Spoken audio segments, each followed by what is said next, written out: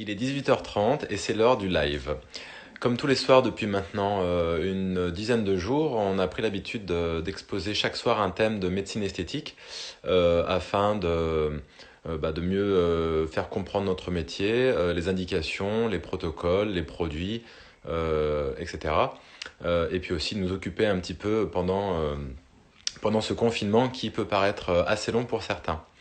Ce soir, nous allons parler des skin boosters avec le docteur Nicolas Costa qui va nous rejoindre d'ici 10 minutes, un quart d'heure pour échanger un petit peu sur cette technique qui est assez en vogue actuellement.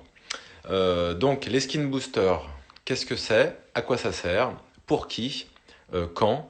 Et combien de fois, on va dire, il faut faire des séances de skin booster? Le skin booster, à la base, c'était une appellation contrôlée, on va dire, d'un certain laboratoire qui avait pour but de booster la peau. Hein. Skin, peau, booster, booster. C'est pas très compliqué.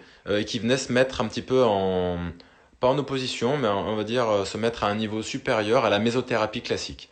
Donc, quelle est la différence, vous allez me dire, entre la mésothérapie classique et les skin boosters? Les deux sont de la mésothérapie, sauf que la mésothérapie classique, elle, va utiliser de l'acide hyaluronique non réticulé, à la différence des skin boosters qui, eux vont utiliser de l'acide hyaluronique réticulé. C'est-à-dire que c'est la compaction, on compacte les molécules d'acide hyaluronique, on les imbrique les unes entre les autres avec des liens qu'on va tisser avec du BDDE par exemple, qui vont pouvoir avoir un effet plus durable dans le temps, puisque la mésothérapie classique en général, on fait on fait 3 séances à 15 jours d'intervalle, alors que les skin boosters, on peut faire 3 séances à 1-2 mois d'intervalle. Et grâce à la réticulation du produit, ça va permettre d'avoir une meilleure tenue dans le temps. En général, on fait 3 sessions à 1 mois d'intervalle avec un rappel tous les 3 à 6 mois, évidemment selon votre peau, votre âge, etc. Voilà ce qu'on peut dire un petit peu sur les skin boosters. Cet acide hyaluronique, il est aussi couplé avec des antioxydants qui sont là pour protéger l'acide hyaluronique des radicaux libres dans la peau, donc le mannitol ou le glycérol selon les laboratoires. Ce produit, donc, comme il a un effet durable et assez finement réticulé, il faudra le mettre un petit peu en profondeur pour éviter d'avoir des reliefs sur la peau qui sont pas très esthétiques. Et pour cela, on pourra le faire à l'aide d'aiguilles, par exemple, ou on va en discuter après avec le docteur Costa à la canule. Donc, à quoi ça va servir? Donc, cet acide hyaluronique va permettre de redensifier, on va dire, le derme, déjà par sa présence de bolus, de bolis, de petites billes d'acide hyaluronique qu'on va mettre tous les centimètres, par exemple, en injection punctiforme, ou alors le fait que ça amène un petit peu d'eau, ça va permettre de maintenir une hydratation sur des zones particulières. Alors en général, c'est surtout les skin boosters sur les zones un peu plus épaisses, mais après on peut voir qu'on peut aussi le faire sur l'ensemble du visage. En général, une seringue pour l'ensemble du visage, voire 2 seringues par séance où effectivement on aura une meilleure concentration de produit. Il y a aussi le fait des antioxydants dont on a parlé qui vont avoir une action dans la peau pour aussi améliorer la qualité et antioxyder la peau. Et au final, donc, ça va permettre de booster la synthèse et de collagène et d'élastine et aussi d'acide hyaluronique endogène, votre propre acide hyaluronique. Parce que l'acide hyaluronique, on en synthétise, c'est une molécule naturellement présente chez l'homme. Celle qu'on injecte est synthétique, évidemment. On ne l'a pas prise chez quelqu'un. Mais voilà, ça va permettre, en tout cas, sur des zones, de venir augmenter la concentration d'acide hyaluronique dans votre corps. Et ça sert à quoi ça? Ça va permettre de retarder l'apparition des premières rides, et d'améliorer aussi le teint, de donner un coup d'éclat. Ça va améliorer l'élasticité et la tonicité de la peau. Hein. Moi, je parle d'un remaillage du derme et de faire disparaître l'aspect froissé, par exemple chez les peaux matures après 45 ans.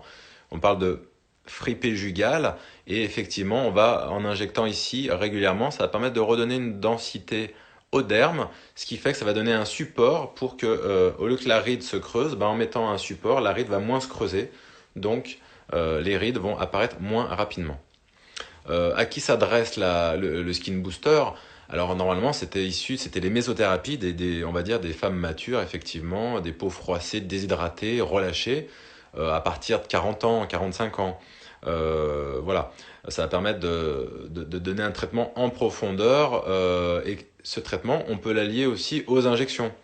Injection d'acide hyaluronique, injection de Botox, et ça va permettre de travailler la qualité de la peau, alors que les injections classiques de volume ou de filler vont travailler, elles, vraiment les fractures dermiques, chose que le Skin Booster ne sera pas suffisant à faire. Donc pour cela, voilà. Les indications, ce sera plutôt, on va dire, des peaux un petit peu abîmées ou des peaux un peu froissées avec alcool, tabac, soleil, âge, etc.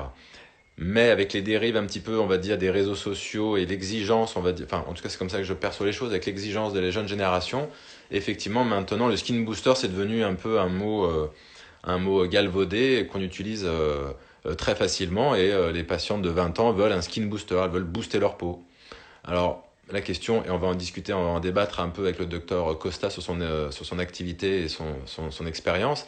Est-ce il faut dire oui ou non? Alors, effectivement, on dit que le mieux est l'ennemi du bien. Voilà. Est-ce qu'il y a des limites à cela? Est-ce qu'il y a quand même une indication? Forcément, la peau sera plus jolie. Après, à 20 ans, 30 ans, enfin en tout cas 20-25 ans, pour moi ça me paraît un petit peu tôt pour commencer les skin boosters. Moi j'attaquerais par la mésothérapie classique, tout simplement.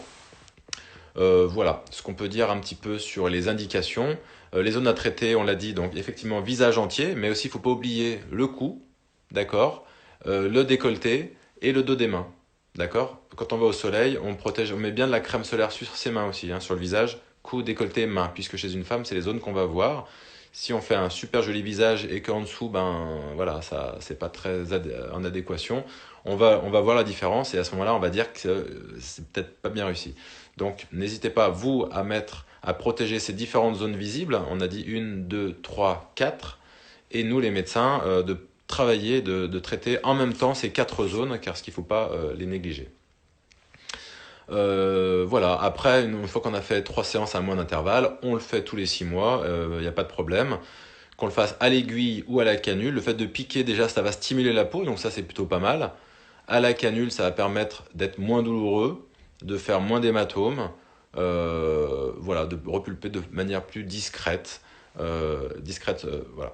En tout cas, les injections, elles se font après une pause de crème anesthésiante pendant une demi-heure, 1 heure. Certains vont utiliser un pistolet ou un stylo pour venir le poser à la bonne profondeur. Et puis voilà. Les résultats vont se faire petit à petit avec la première séance, pas tout de suite, mais c'est à partir de la deuxième séance qu'on va voir vraiment une amélioration. Et par exemple, là on est fripé, donc là, si la ride est vraiment cassée, acide hyaluronique, mais voilà, il ne faut pas oublier le soutien en périphérie de la zone que l'on veut, que l'on veut travailler. D'accord? À domicile, effectivement, on continuera les protocoles de crème. Et avant les séances, comme d'habitude avant les injections, pas d'anti-inflammatoire, on évite la vitamine C, éviter le soleil en excès une semaine avant, pas d'alcool. Voilà, toutes des choses qui vont un petit peu abîmer la peau au quotidien. On va inviter le docteur Costa, qu'il faut que je retrouve, il est là, et on va voir avec lui Skin Booster, son avis et ses protocoles. Alors, docteur va nous rejoindre. Docteur Costa, bonsoir, comment allez-vous? Bien vous-même. Bon, Vous avez tout dit, hein, donc. Ah bon, on arrête alors, on peut arrêter. Non, non, mais l'idée, ce qui m'intéressait, alors après on peut se tutoyer parce qu'on se connaît évidemment. Absolument. Ce que je voulais dire, c'était voilà, c'était l'introduction, on va dire technique, Mm. théorique. Après, ce qui pouvait intéresser les followers, comme on dit sur Instagram, Ouais. c'était bah, déjà ce qu'on a les mêmes façons de voir le produit ou les techniques. Et puis après, il y a des variations sur l'interprétation, on va dire. Et moi, ce qui m'intéressait, c'est aussi l'âge de départ. À partir de quel âge on doit accepter ça? Voilà. Donc, je te laisse te Alors, présenter. Et Nicolas, puis, je t'en remercie. Donc, Nicolas Costa, moi, je suis médecin esthétique à Lyon, dans le 2e arrondissement. Effectivement, sur le profil des patients et des patientes, bien souvent d'ailleurs, il y a effectivement un aspect de prévention entre 25 et 30 ans, on va dire, que moi je fais relativement peu, ce n'est pas une énorme demande. Et je pense par ailleurs qu'il y a des conseils de prévention, mais tu l'as évoqué, pour le soleil, le tabac, bien évidemment, qui sont indispensables à donner. C'est une lapalissade de dire ça, mais c'est important. Et puis une deuxième population, qui est la population des peaux, on va dire, matures, aux alentours de la cinquantaine, où effectivement on a une belle association entre un acide hyaluronique tout à fait classique de restauration de volume qui va être injecté en profondeur, et puis les fameux skin boosters. C'est un peu marketing aussi, comme nom, mais c'est intéressant de façon complémentaire et potentiellement dans la même séance, injecté de façon donc complémentaire et beaucoup plus superficielle dans le derme moyen. Donc ça permet effectivement sur une même session d'avoir une restauration de volume avec les acides hyaluroniques classiques, ceux qui sont fortement réticulés, tu l'as souligné, et puis les skin boosters qui sont peu réticulés, qui se différencient là encore une fois de la mésothérapie aussi classique, pour avoir un double effet, donc un effet de restauration de volume et un effet sur la qualité de la peau. Mais tout ça, effectivement, est aussi compris dans l'idée que l'acide hyaluronique a une action de promotion de la synthèse de collagène et un peu d'élastine qui est intéressante et qui va durer effectivement à peu près 6 mois avec des séquences répétées tous les mois environ sur les 3 premiers mois. Ça paraît être un protocole relativement standard et relativement efficace, et des résultats qui s'observent entre 3 et 4 mois après le début des injections. Ok. Alors, donc voilà. Et ça, c'est. Il y avait une autre chose.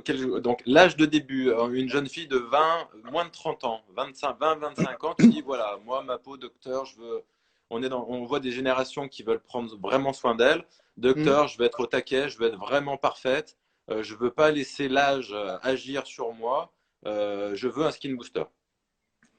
Alors personnellement, je pense qu'en delà ça fait un peu prof, mais arrêt du tabac et attention au soleil, c'est la première des choses, c'est une évidence. Je pense qu'on a des cosmétiques aujourd'hui qui sont d'excellente qualité. Personnellement, je fais du laser dans le 2e arrondissement aussi. Et je pense qu'on peut discuter de l'intérêt et de la balance avec d'autres techniques, comme la lumière pulsée, par exemple, qui peuvent être d'intérêt, avec une à 2 sessions tous les ans. Ça, c'est quelque chose qui peut être intéressant de façon complémentaire. Mais c'est vrai que le skin booster à 20-25 ans, ça me paraît un tout petit peu précoce. La question, c'est quand elle me demande ça, moi je leur dis, mais oui, alors pourquoi pas, mais qu'est-ce qu'on va faire quand vous aurez 40 ans, 50 ans, 60 ans et 70 Oui, ans? je pense qu'effectivement, le but de notre métier, à toi comme à moi, c'est de faire un programme, j'allais dire, sur les années et d'anticiper l'avenir. Donc, si on commence avec des skin boosters à 20 ans, je ne sais pas ce qu'on fait à 30, 35, 40. Voilà. Et le fait d'injecter est potentiellement quand même quelque chose qui est un peu invasif, alors que des techniques, on a cité par exemple la lumière pulsée, et alors là, pas du tout invasif, et permet aussi effectivement une régénération des tissus et une production de collagène. Donc je serais plutôt pour orienter les patients vers de la lumière pulsée, par exemple. Technique. Ouais, Donc, exactement. tu as ouvert, tu as fait la transition avec la question suivante, en fait, dont on avait un petit peu parlé par téléphone pour voir Ouais. de quoi on allait parler, mais Skin Booster, comme tu l'as dit, c'est une appellation, c'est une AOC, on va dire, appellation d'origine contrôlée. Voilà. Mais si on traduit, c'est booster la peau. Et voilà, booster la peau, il n'y a pas que des skin boosters finalement. Et tu as parlé bien évidemment donc de l'IPL chez le sujet jeune de moins de 30 ans. Ouais, tout à fait. Est-ce qu'il y a d'autres techniques que tu pourrais préconiser, comme je ne sais pas, peut-être un herbium très superficiel ou un radiofréquence intradermique pareil, ou un Alors, CO2 fraxilisé? Est-ce que pour toi, ça reste un skin booster ou c'est une autre approche? peut-être pas l'herbium, mais effectivement, si on parle de lasers fractionnés, donc c'est des lasers qui effectivement sont scannerisés, qui vont faire alors des puits thermiques en fait avec des distances contrôlées par l'appareil, et des profondeurs contrôlées. On peut effectivement aussi proposer du Fraxel, par exemple, qui est un laser fractionné non ablatif, et qui va permettre, par toutes ces petites encoches qui sont réalisées dans la peau, qui sont microscopiques, qu'on ne voit pas à l'œil nu, de régénérer la peau. Ça se fait à raison d'une à deux sessions avec un mois d'intervalle. Comme d'habitude, effectivement une éviction solaire dans les semaines qui précèdent. Donc c'est un traitement qui se fait plutôt à l'automne ou l'hiver, en tout cas en préparation de l'été, certainement pas au mois de juin-juillet, et qui permet effectivement d'avoir des résultats. Alors il n'y a pas d'études comparatives, hein, mais qui paraissent intéressants sur la qualité de la peau pour un visage et un cou. D'accord. Voilà. Alors, pour étendre un tout petit peu aussi la discussion que tu avais dans les aspects de peau et d'héliodermie, hein, donc de dégâts causés par le soleil. Alors forcément, la qualité intrinsèque de la peau, c'est ce qu'on est en train de discuter. Il y a aussi les aspects de taches de soleil, hein, donc les lentilles Ouais. solaires, hein, et puis les aspects de télangiectasie qu'on voit très fréquemment associés sur un décolleté, par exemple. Hein. Ouais.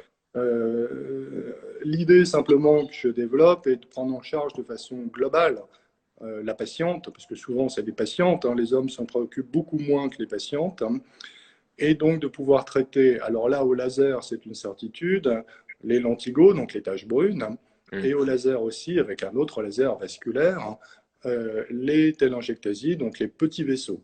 Mais ça c'était D'accord. pour faire une aparté sur une prise en charge plus globale, mais qui se retrouve en général chez les patientes qui ont effectivement un décolleté qui a pris beaucoup de soleil dans la vie, ou un visage qui a pris beaucoup de soleil dans la vie.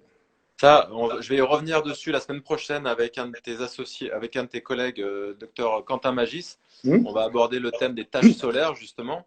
Oui, Voilà, skin booster, ça veut dire, normalement, pour nous, entre médecins, on va parler de mésothérapie réticulée.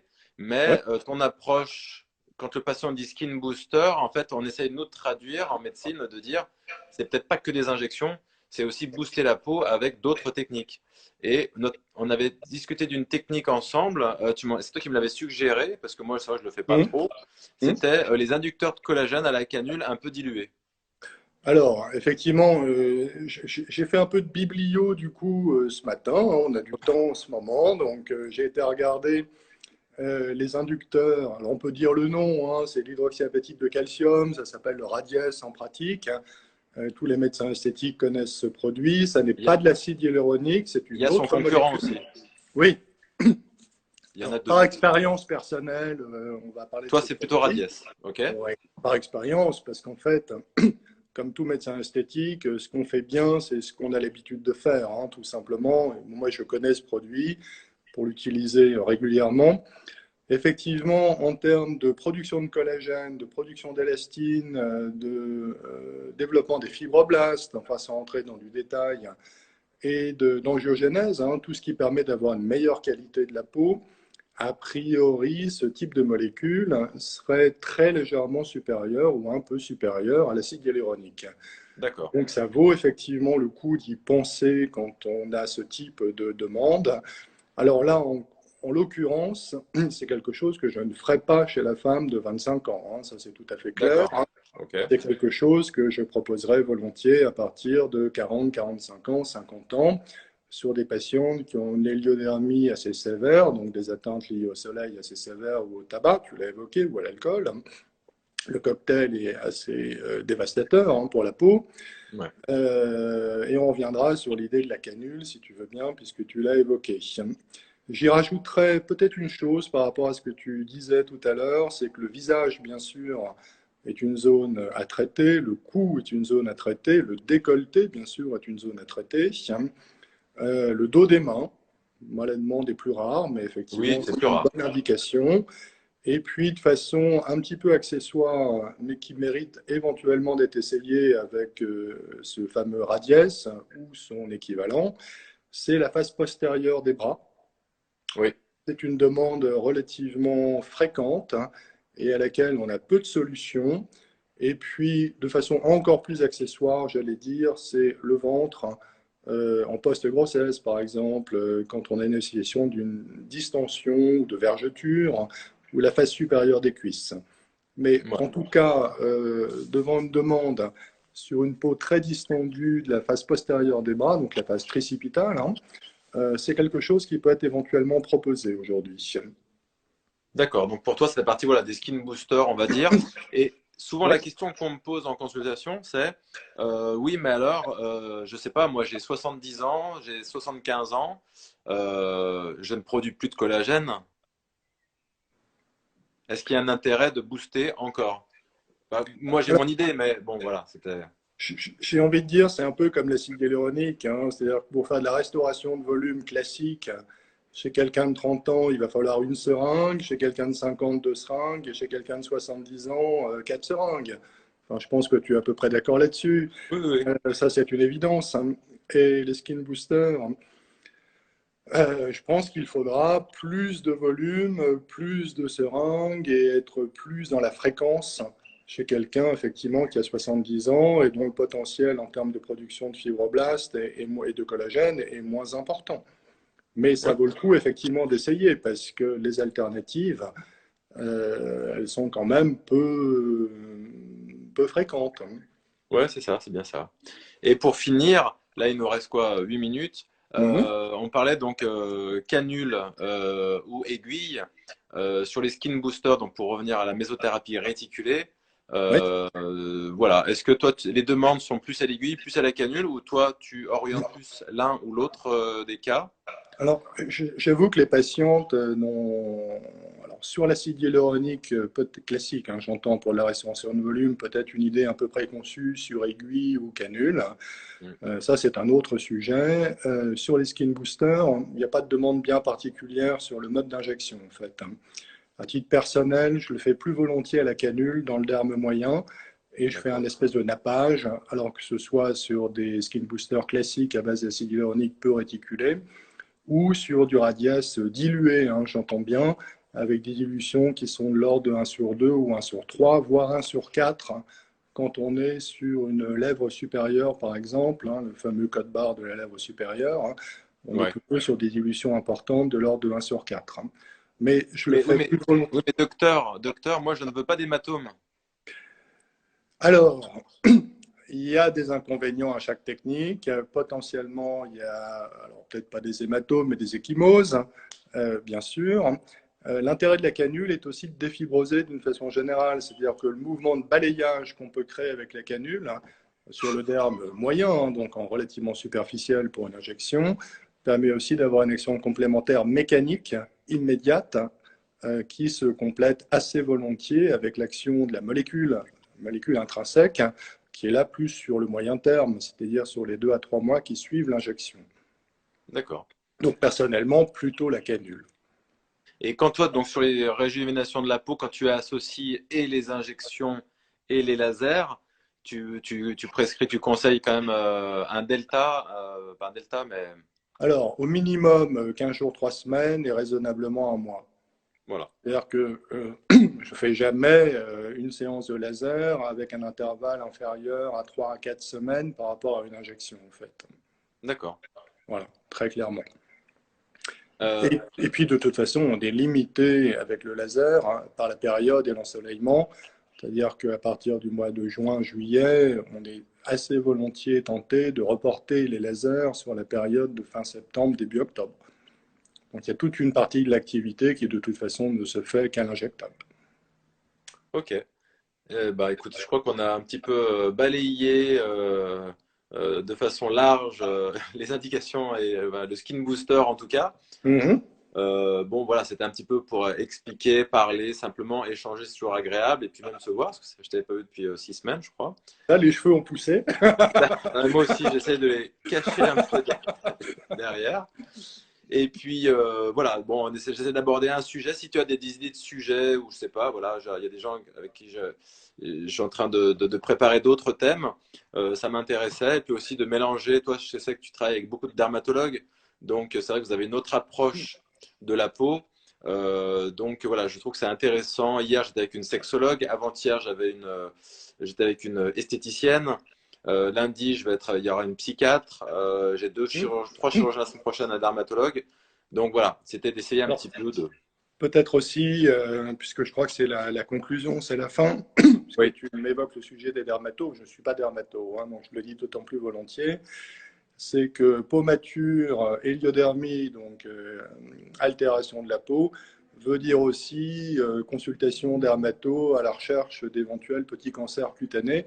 Ça Ouais, fait partie aussi de notre rôle que de sensibiliser les patients, au-delà de l'aspect esthétique, hein, à exactement. l'aspect effectivement de prévention des cancers cutanés. Donc effectivement, aller voir un dermato une fois par an pour se faire dépister si effectivement on a pris beaucoup de soleil dans sa vie. Et je pense que c'est bien de le rappeler parce que des fois on oublie. Donc, j'explique souvent que dans médecin esthétique, il y a aussi médecin et que c'est notre rôle un peu d'assurer la prévention et de repartir avec. Moi, ça m'arrive de prescrire des frottis, de prescrire des mammographies, j'ai prescrit des scanners chez les gens qui fument, des Et moi, échographies. je regarde volontiers l'ensemble du tégument quand on fait une épilation laser, quand on fait ce type d'acte. Ça m'arrive effectivement de jeter un coup d'œil Mm. préalable et au moindre doute, j'adresse effectivement au dermato pour faire une petite biopsie ou une exérèse, s'il y a un petit doute. Pour finir, on va finir ensemble, je pense, Hum. parce que voilà, les choses me viennent petit à petit. As-tu un avis sur ce qu'on appelle le PRP, à visée normalement thérapeutique, mais si on devait un jour avoir l'autorisation de l'utiliser à visée esthétique, est-ce que tu penses que ça serait quelque chose d'intéressant dans la notion de skin booster? Alors actuellement, pour dire l'état des choses actuelles, moi je ne l'utilise que dans des visées médicales, puisque c'est aujourd'hui c'est l'obligation, et que pour du cheveu en fait, hein.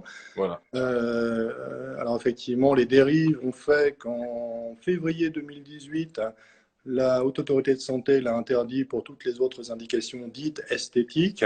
Mm, mm. Si on devait revenir à ça, le simple mode d'action du PRP fait que ça pourrait être extrêmement intéressant. Voilà. Bon. L'avenir nous le dira. Absolument. J'avais un autre sujet, mais voilà, on va pas tout, on va pas tout mélanger. En tout Ouais, cas, je te remercie de t'être prêté au jeu, Nicolas. c'est moi, avec grand plaisir. Je te laisse rejoindre tes petites Mon, partitions. mon piano qui est juste derrière. Voilà. Et Passez une très puis, bonne soirée. merci à toi et à très bientôt, Nicolas, hein. À Au bientôt. revoir. Merci beaucoup. Ciao. Voilà. Bon, bah écoutez, le live se termine. Donc, merci à Dr Nicolas Costa d'avoir échangé un petit peu sur le sujet avec moi. En tout cas, j'espère que ça vous éclaire ou que ça vous apporte des réflexions ou des réponses à vos questions. Nous, en tout cas, on fait ça plus dans un à visée didactique, à visée d'occupation. On aime notre métier, on aime en parler et ça crée aussi des liens entre les médecins euh, de toutes. Alors, pour l'instant, moi, je reste que sur Lyon. J'essaye d'avoir un médecin sur Paris. Je ne sais pas s'il sera disponible, mais voilà, d'essayer d'échanger simplement pour faire avancer les choses et puis pour en fait la finalité, c'est surtout s'occuper de nos patients du mieux qu'on peut. Donc, je vous remercie pour votre participation. Bon visionnage. À très bientôt. Et j'ai oublié de regarder, mais il y aura donc le live de demain soir qui sera, je vous mettrai le thème pour demain soir. Je m'en rappelle plus. Voilà. À très bientôt. Merci. Au revoir.